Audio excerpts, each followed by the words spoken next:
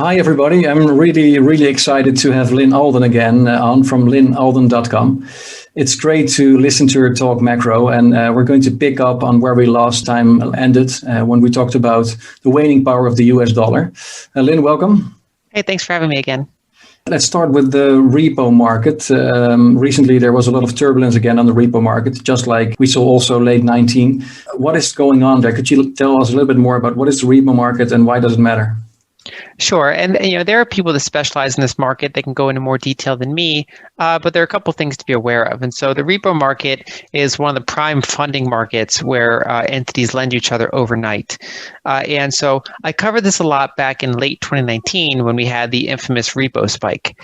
And what happened back then was that there was a deluge of treasuries being issued. There's basically an oversupply of T-bills at the same time as the Federal Reserve was doing quantitative tightening. And so basically had a mismatch between liquidity and T-bills, and banks couldn't buy any more T-bills. Hedge funds that were using leverage to buy T-bills ran into an issue, and eventually the system just kind of ran into a limit of how much T-bills it could absorb with current liquidity conditions. So it sprung a leak in the repo market. The Federal Reserve came in, provide repo lending, but then had to quickly move on to buying T-bills, which was actually kind of the core source of the problem, and that eventually let them move away from providing all that repo support. What we're seeing now is a little bit different.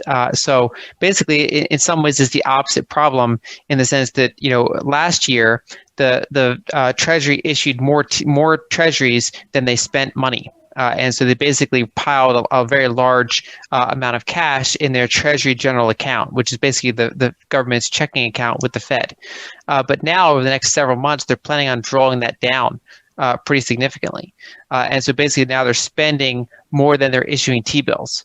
And so there's actually, ironically, somewhat of a T-bill shortage now. And at the same time, the long end of the Treasury curve, so T-bonds, those are as we've seen, yields are rising pretty significantly. Not a lot of people want to hold them right now.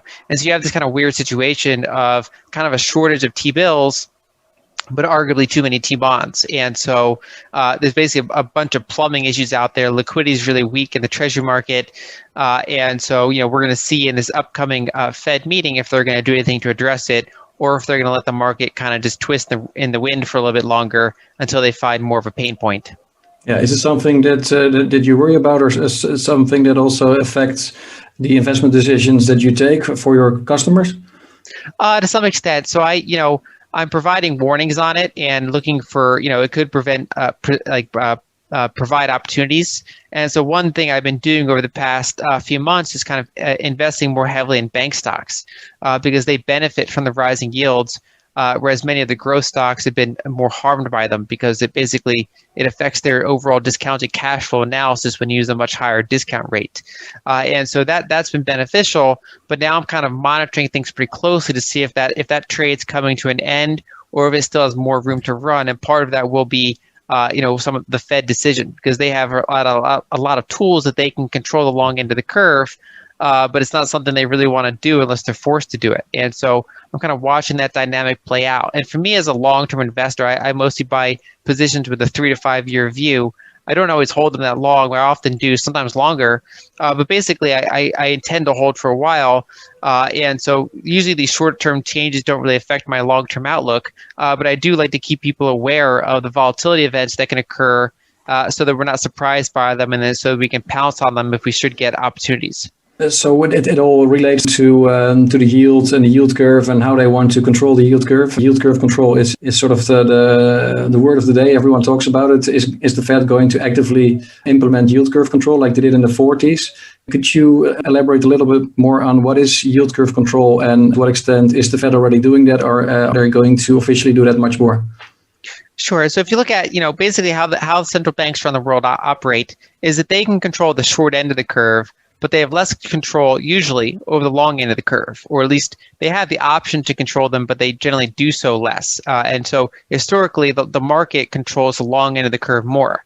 Now, in the past decade, central banks have been kind of, stepping on that a little bit by buying a lot of the long end of the curve. And so they've been informally shaping the curve of the yield.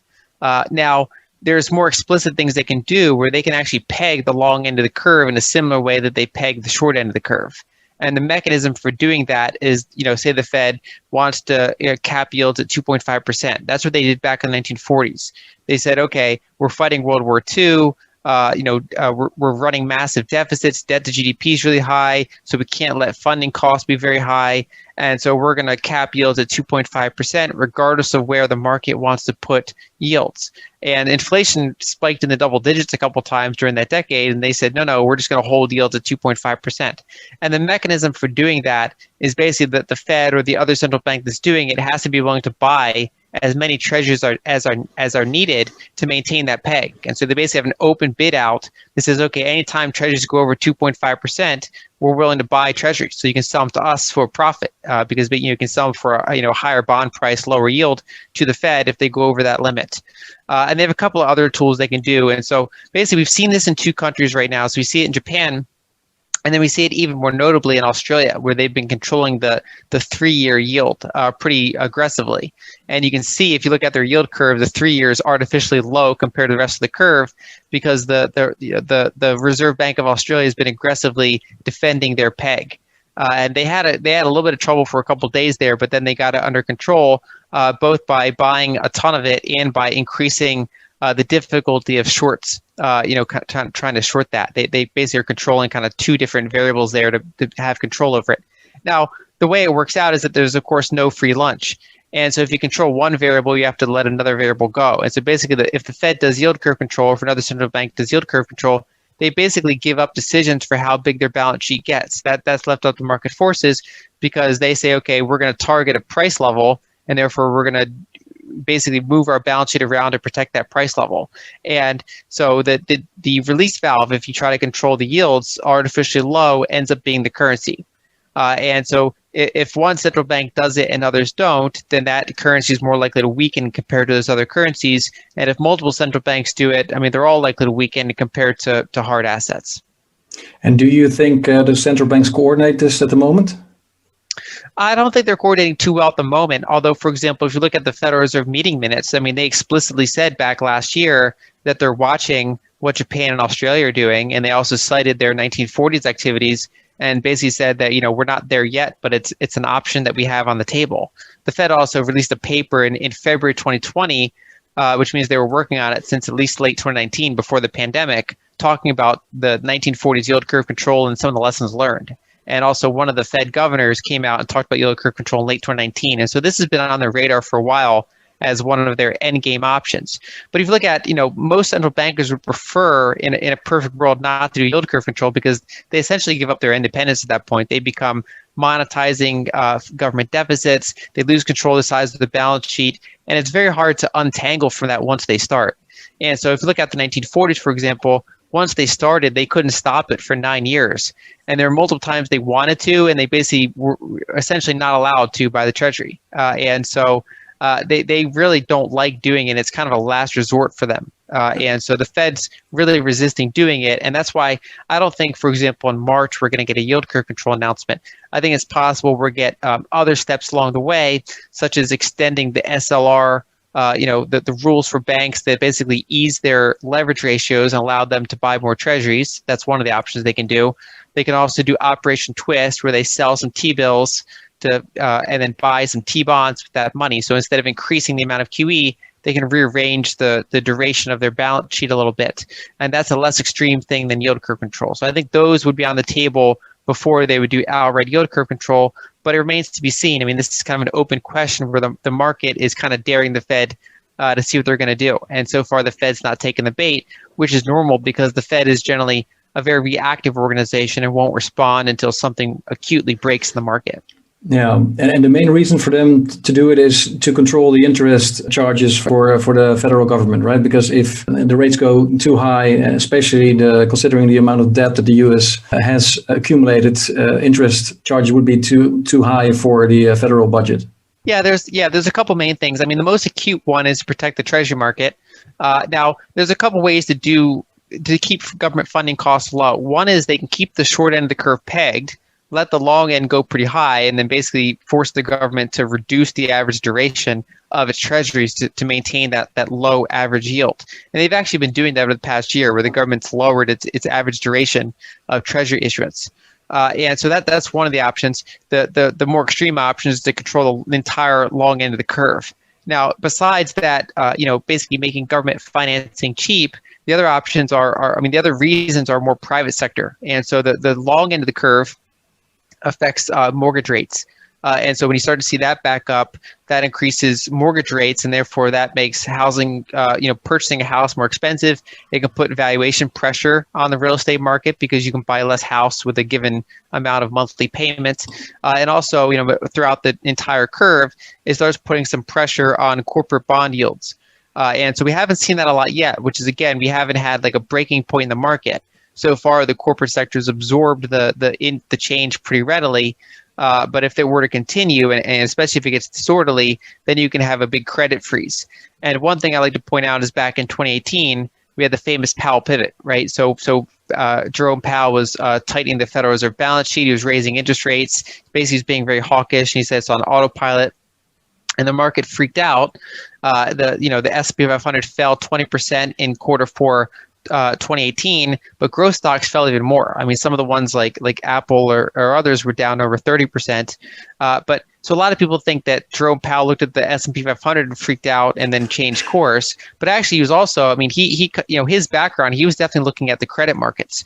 And so if you look at what was happening in the credit markets underneath the surface, there were no junk bonds issued in 6 weeks in the United States.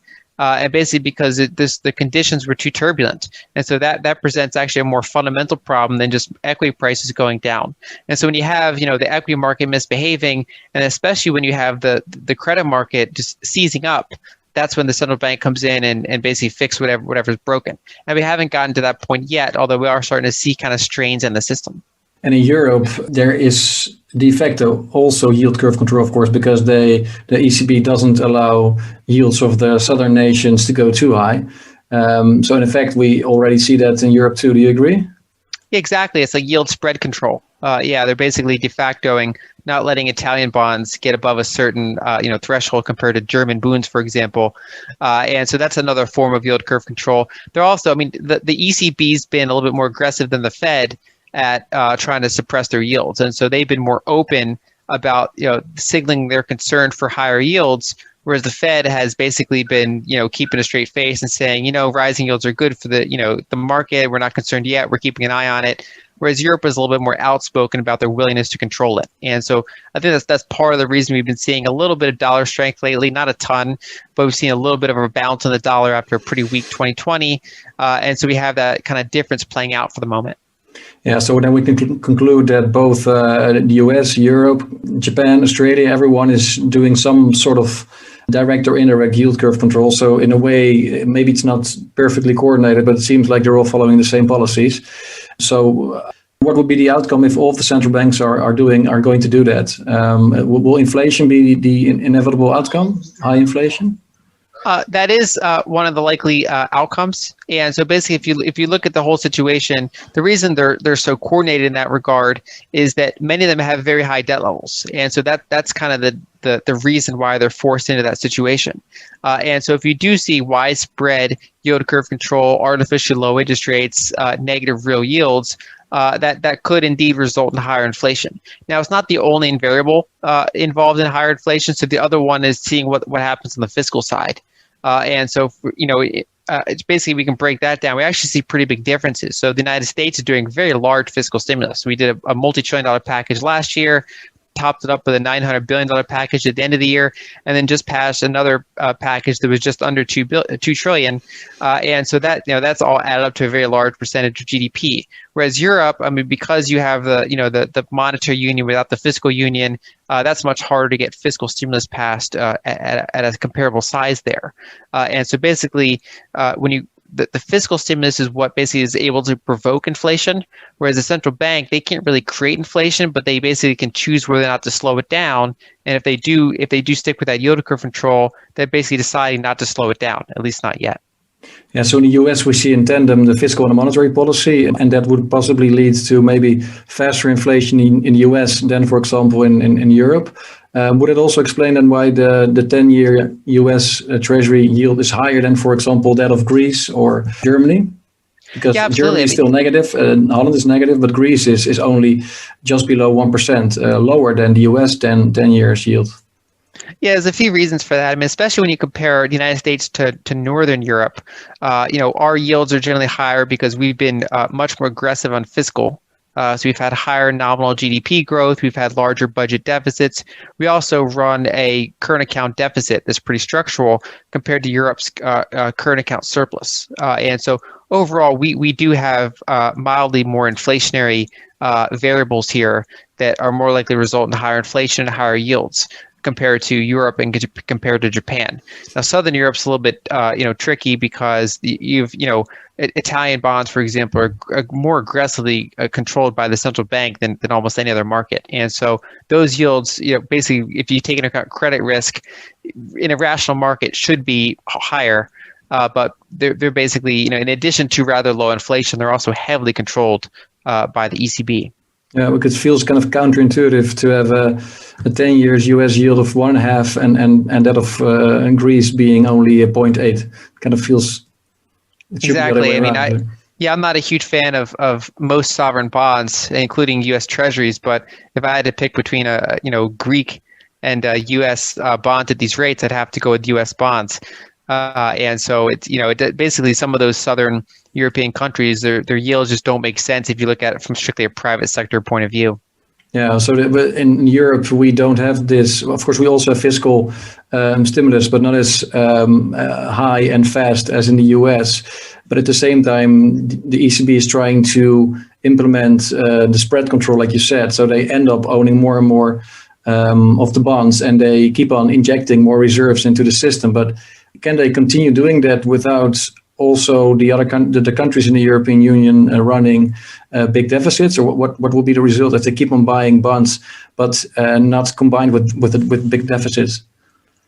Well, essentially, yeah. If there's no big deficits, they eventually run out of bonds to buy, or without kind of leaving the private sector without any collateral. And so they have limits for how much they can do to continue on what they're doing. And one of their incentives to do it is to try to keep their currency from strengthening compared to the dollar. That's one of the reasons they've been so aggressive at buying their bonds and keeping yields low, because Europe relies heavily on exports. If the euro strengthens a lot compared to the dollar, that can put some pressure on their exports. And so we've had this game playing on for a couple of decades around the world of countries wanting to keep their currency from strengthening too much. We've seen it in Switzerland. We've seen it in throughout the Eurozone. To a lesser extent, we've seen it in Japan. And so there's a variety of countries Singapore is another one, kind of like Switzerland, that is pretty aggressive at doing it. And so you see this kind of activity around the world of countries trying to keep their currency from strengthening compared to the dollar so they don't lose their export advantage. And so that is an incentive that's likely to keep going, because so far there's just not really consequences for doing it. Other than you get stagnation, you get all sorts of issues, but compared to some of the alternatives, that's just the path they've chosen. And so far there's not been any really acute consequences for it. And the US has now over 100% of debt to GDP, and we know that 90% is over the threshold where Reinert and Rogoff have concluded that there is basically no way backwards. It's going to be really difficult for a country to prosper when they've reached that level. The US is already far above that level. How sustainable is that for the US to be in this situation? Well, I think it puts the U.S. in a situation like many other countries where they're going to have no choice but to keep yields artificially low for a while and basically inflate away part of that debt. And so if you look at the 1940s, for example, that was the only other time where the United States went over 100% debt to GDP. And they did yield curve control. And so basically, if you went into that decade holding treasuries, a 10-year treasury, by the end of the decade, you got all your money back, but you lost about 30% in terms of purchasing power. You lost 30% compared to consumer price increases. You could buy less commodities, less house, less stocks, however you want to measure it, less a basket of goods based on CPI, you could buy fewer goods. And so they basically reduced debt to GDP partially from growth, but then also partially from inflating a chunk of it away. So financial repression, right? It's, basically. Exactly, financial repression. And so they're kind of in that situation now where when you get debt to GDP this high, the release valve ends up being the currency one way or another. And so that you see that we're kind of in the middle of that playing out, and it's generally a process rather than an event.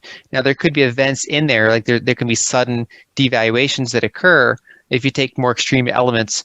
But left to its own devices, they can just maintain these artificially low yields, and the release valve ends up being the currency. And so the kind of protection against that is to be mainly invested in various hard assets and other kind of high quality investments that have some degree of scarcity to them.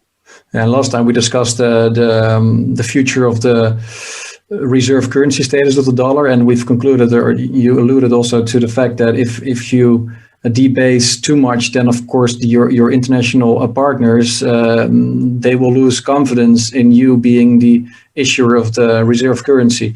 So if they go too fast, then they also run the risk that they put in danger the whole concept of the US being the reserve currency of the world, right? Well, yeah, and if you look, for example, we have not really seen much foreign buying of treasuries over the past year. In part because the dollar has been ironically strong. They tend to buy it less when it's strong because there's basically more tightness in the financial system. But overall, we're seeing a lot more domestic financing of U.S. deficits by the Fed and by the banking system, and I think that's likely to continue for a period of time. We might see a little bit of an uptick in foreign buying, say this year after pretty much a desert of like no buying last year. But compared to the amount of treasuries being issued, I still expect it to be a pretty small amount. And so basically over time, we're seeing the U.S. look a little bit more like other countries in the sense that foreigners own a smaller and smaller percentage of its sovereign debt. And we're also starting to see more and more kind of a gradual shift towards multi-currency energy pricing, where countries like Russia are doing their best to sell oil in euros, to Europe, to China, to some of these other countries. And so over time, we can expect to see, basically more large currencies used for commodity and energy pricing rather than just the dollar. But that's a very long process because it's, we've been in this for decades, and that's kind of a process that takes a while to play out. Yeah, and in the 40s, people perhaps accepted the financial repression also due to the special war circumstances. But do you think the U.S. government can get away with financial repression over the next, let's say, 10 years with inflation between 5 or 10%, for example? You think people will accept that, or will it lead to civil unrest? Well, I think that's the big question. And so one of the big differences, in addition to the patriotism of supporting the war back then, you also had slower data and you didn't really have social media. And exactly. So basically you'd get an update once a month. And I mean, the number of people kind of looking into what, inflation was doing or, what commodity pricing were doing officially and kind of comparing real yields. I mean, there was only a small segment of the market doing things like that. We didn't have Lyn Alden back in the day. If you would have been living in the 40s, perhaps it wouldn't have lasted that long.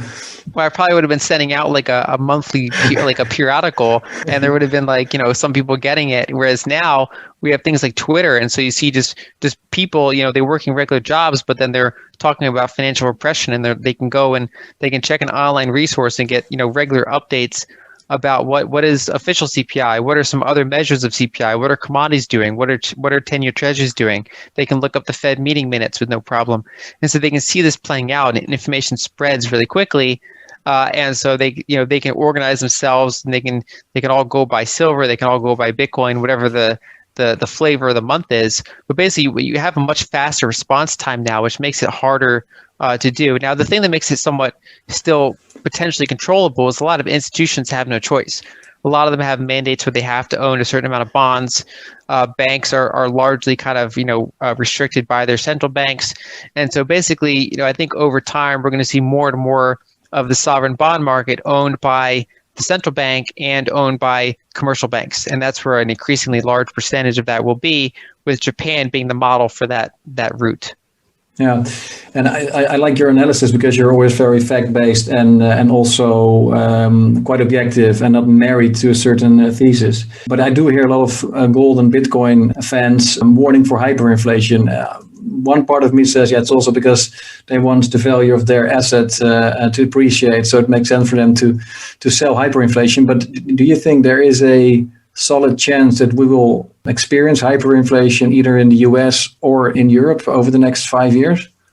So hyperinflation is not my base case for any developed markets over the next 5 years. And there's a couple of reasons for that. One is, if you look at historical hyperinflation, there's generally a couple key variables. One is they often owe something externally. So, whether it's war reparations or whether it's an emerging market that owns dollar-denominated debt, they owe something that they have no ability to print.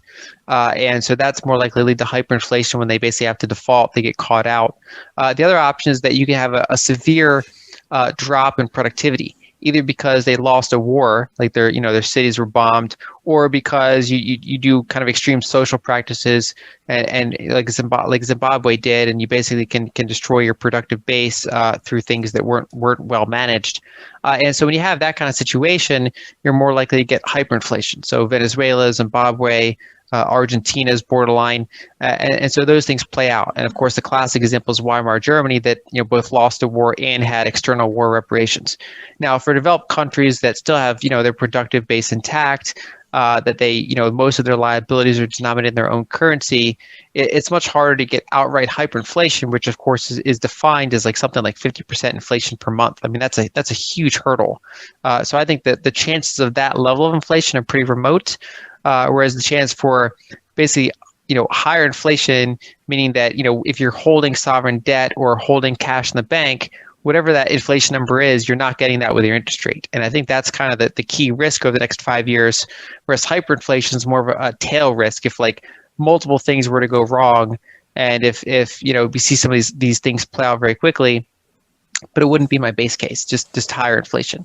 Yeah, so you think that the view of the central bankers right now, so let's just hope the pandemic is over soon, that we get everyone vaccinated, and then perhaps next year we can stop with the stimulus bills, and then we will inflate away the debt with 5% inflation per year for the next 10 years or so. I think that's how they view it. I mean, it probably in their perfect world, they want to see, okay, official CPI is like 3%, quote unquote, real CPI is like 4 or 5%, and yields are like, 1.5%, 2%, or in Europe less. And then we just kind of push along like that for several years. And basically, if you're holding cash or bonds, you don't do very well. But I think that's kind of their base case, and we saw that play out from the 40s, and then into some of the decades after that. And so I think that's kind of the base case to be kind of concerned for. Okay, let's say that base case is going to happen. How will gold and Bitcoin perform with that base case? So those have two somewhat different timing profiles. And so gold is a mature asset, and so it's highly correlated to real yields, especially, I track it very closely to U.S. real yields, meaning the 10-year treasury minus a break even. So treasury, it tips inflation expectations. And basically, gold, a lot of it follows the rate of change. And so even though real yields are still negative, they're less negative than they were back in August 2020. And so gold has cooled off from its all-time high because we've got an uptick in nominal yields. It's risen faster than official CPI. I think that's somewhat temporary. I think that as you go later into this year, we're going to start to see inflation pick up a little bit. And so that can put pressure and basically bring those negative yields back down. And so overall, I'd expect gold to do pretty well over a 5-year view. But whether it does well in any kind of 6 to 12-month period will largely depend on the direction of real rates rather than just the absolute level. Bitcoin is a little bit different because it's a much smaller, younger asset class, and it's going through its adoption phase. And so it can grow, basically regardless of what real yields are doing. But when you have a favorable macro backdrop, if you have an inflation narrative, if you have a debasement narrative, if you have abundant liquidity and asset prices in general doing well, then Bitcoin is, it's been said as the fastest horse, which I think is a pretty reliable way to describe it. And we've seen Bitcoin's price also rise in tandem with the stock market prices over the past few years. Do you think is there a lot of correlation with the stock markets and Bitcoin? So partially, in the sense that, it's tied to liquidity. And so, for example, if you have a liquidity shock like you had in March 2020, all assets go down except for like cash and short duration, sovereign debt. And Bitcoin, being a pretty volatile asset, went down harder than the market, but then came up harder. And so you certainly have those short-term correlations, but overall you can see periods of decoupling. And so we've had periods over the past year where, for example, gold and the S&P 500 were highly correlated, but then gold rolled over and Bitcoin took off. And so you have these periods where magnitude can be very, very different, and then sometimes direction can be different. And so overall, it has that that liquidity connection, but I wouldn't too closely monitor Bitcoin compared to the stock market. And do you think there's a shift from younger generations going from gold to Bitcoin that will maybe never return to gold, or do you think that's not a correct statement? Well, it is true that we're seeing generational differences, and so some older investors are hesitant to move to Bitcoin. They prefer the precious metals.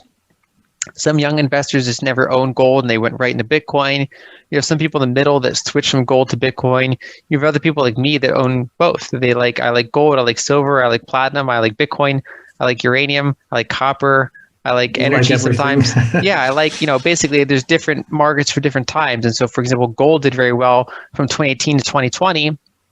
And then it's run into some headwinds, whereas Bitcoin was in a bear market for a big chunk of the time. And right when gold rolled over, Bitcoin did great. Same thing for, copper's done really well during this period of gold weakness. And so my view is I like to have a basket of finite assets. And so for me, Bitcoin's been one of my more aggressive positions. But overall, I don't yet buy into the narrative of gold being demonetized. Now, maybe in the distant future, that's an option. But so far, gold seems to be tracking what real yields are doing. And so around the margins, I think that Bitcoin is stealing some of gold's thunder. But if you were to get a true financial repression scenario, like let's say you get an inflation spike, you get real yields go lower than they were back in August 2020, I think there'd be bids for multiple things. There'd be bids for Bitcoin, there'd be bids for gold, and it depends on what type of investor that they are. So some institutions would be more comfortable with gold, some people are more comfortable with Bitcoin, and so basically they all have, I think, their place depending on what type of investor someone is. But I wouldn't rely too heavily on any one thing. And with gold, of course, being the risk that it could one day be demonetized, whereas silver, copper, uranium, they have obvious industrial uses. Do you expect more corporates to follow Elon Musk's example and buy Bitcoin for their balance sheet? So I wouldn't be surprised. I think, the strategy that MicroStrategy used is, I think, unlikely to be repeated a lot, where they go all in on Bitcoin, where they literally put their entire balance sheet into Bitcoin. But from what we've seen out of Square and Tesla, where they put a relatively small percentage of their balance sheet into Bitcoin, I think we could see more of that, especially among some tech companies. We're also seeing, for example, some insurance companies have actually put very small percentage of their assets into Bitcoin. And so I think that's likely going to continue. And so I do think that is kind of an ongoing source of demand over the next few years for Bitcoin. Yeah, and everyone talks about a great reset and build back better. What's your view on a great reset? Can we expect some sort of reset? For example, Jim Ricketts talks about a gold revaluation. Other people talk about debt forgiveness through the central bank. What is your view on the great reset? Well, it's certainly an option. I think that's kind of a tail risk to be aware of. And so, that's one reason why, even though in August 2020, in my newsletter, I talked about how, I'm still long-term bullish on gold, but I think it played out this particular leg. The reason I didn't sell my gold position is because I do think there's still a tail risk to the upside where gold could get revalued higher. And so I think, if you look at the reset, it can play out gradually or suddenly, or a mix of both. And so the gradual scenario is that financial repression scenario we talked about, where you just have this long period of negative real rates. The other option, if for some reason that doesn't work, or one of their backup options, kind of their nuclear option, is that they can revalue gold on their balance sheet. And so I'm more familiar with U.S. law than the Eurozone law, for example. But in the United States, the Treasury and the Fed do have a mechanism to basically fill up the TGA with cash based on monetizing some of their gold, with gold certificates. And so that certainly is an option that would be kind of a nuclear option for getting down debt to GDP and basically dealing with that situation. And so I do think it's something to be aware of, even though in any given month, it's almost by definition, it's an improbable event. And the way improbable events work out is if you have a long enough timeline, those improbable events become probable. And especially when you're in an extreme market environment, you're at the end of a long-term debt cycle, those events become more probable. But I wouldn't say okay, I think this year it's going to happen, right? So any given year, the chance of it happening are low. So I'm more, I have a range of probabilities where I say, I think we're in an environment where they can't let real yields be positive for any length of time. And so we're likely in a period of financial repression, but then to also be aware of some of those events that could happen to basically, kind of rip the Band-Aid off and get things out of the way quicker. And so basically there's a couple ways to play it. And so I'm not really actively trading around the narrative too much, other than trimming positions if they get a little bit too expensive, and kind of shifting into things that are more attractive. Well, thanks so much, Lyn. Maybe one final question, because I know you study a lot and you analyze the market the whole day. But what's your favorite hobby if you don't analyze markets? I like exercise a lot. I haven't been able to do it. This year's been so busy that I haven't exercised as much as I normally do. But I prefer all sorts of different types of exercise, like biking and running and different things like that. That's a great way to clear your head. Well, thanks a lot, Lyn. People can subscribe to your newsletter, lynalden.com. I highly recommend. So, anything else you wanna share or you wanna end with? No, I think that pretty much covers it. And it's just I would just emphasize some degree of diversification. And so for many people, there's such a thing as diversification, where you just kind of invest in everything, and therefore it's not great. But I do think there's a case made to have a couple buckets of things, and then to watch those buckets pretty closely. And so that's kind of how I'm playing it, where I'm not making super concentrated bets in any one thing, but I'm making a series of moderately concentrated bets on certain overall directions. And I think that can basically let people sleep better at night. They're not freaking out over the price of one particular thing. Say someone's all in gold, then of course the last 8 months have been pretty rough for them. Whereas if you've had a basket of different things, you have your gold, you have your Bitcoin, you have your other commodities, you have some equities, that basically is a much kind of easier ride to go through. Unless of course someone has super high conviction about one asset, they can go all in and reap the rewards or the risks of doing so. But for a lot of people, I think that at least moderately diversified approach is a way to go. Yeah, I fully agree. I'm also diversified. And also when people are all in, they sometimes tend to get obnoxious about their asset. And so it's for some sanity of mind, it's also good to spread your wealth a bit. Yeah. Well, thanks a lot, Lyn. And I hope to talk to you again in the future. Yep. Thank you.